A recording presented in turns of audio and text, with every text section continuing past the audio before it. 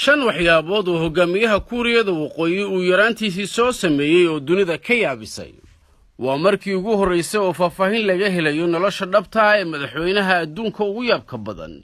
waa madaxweynaha kaliya ee dunida aan si fiigiisa ama taariikhdiisa midna waxba laga ogeyn. waa hogaamiyaha dalka Kuuriyada Waqooyi Kim Jong-un. buug cusub oo loogu magac daray dhaxal sugaha weyn oo laga qoray taariikhdiisa ayaa markii ugu horeysay la soo bandhigay.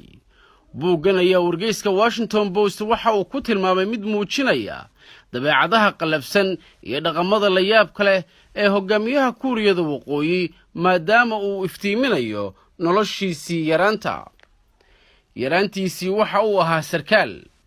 buugga ayaa soo bandhigay madaxweyne Kim Jong-un markii uu jiray 6 sano inuu ahaa sarkaal ku labista dharka ciidanka militariga dalkiisa oo waliba ay garbaha ugu xardhanaayeen xidigaha sarkaalnimada, isla markaana uu siin jiray salaan sharaf aabihii oo ahaa hogaamiyaha dalkaas, isla markaana uu digtoono gali jiray inta uu aabihiis dhaafayo.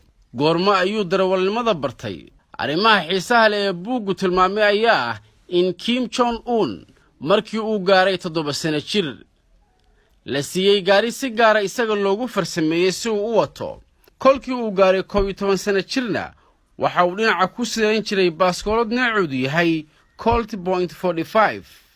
saaxiibo ma lahayn. sida buugga lagu sheegay madaxweyne Kim Jong waxbarashadiisa asaasiga ahayd oo idil waxa uu ku qaatay gurigiisa oo iskoolba ma tegin. sidaas darteedna weligiis ma yeelan saaxiib gaar ah oo aan ka ahayn walaalkiis ka weyn ee Shool oo ay isla soo barbaareen, kaasoo isaguna ka amar qaadan jiray Kim Jong-un tan iyo yaraantiisii walow da ahaan uu ka weynaa. ciyaal kubadda la ciyaara ayaa guriga loogu keeni jiray. buuggan ayaa daboolka ka qaaday dabeecadaha kalitalisnimada ee ku soo jirtay madaxweyne Kim Jong-un tan iyo yaraantiisii, kuwaasoo ay ka mid ahayd inuu yaraantiisii ku amri jiray dhalinyaro gurigiisa loogu keeni jiray inay la ciyaaraan kubadda kolayga oo uu isagu aad u jeclaa. Kim ayaa ku raaxaysan jiray canaanta iyo bahdilka mid kasta oo ka mid ah carruurtaas haddiisan ula ciyaarin kubadda sida uu isagu rabay, arrin uu weligiis ka xanaaqsanaa yaraantiisii.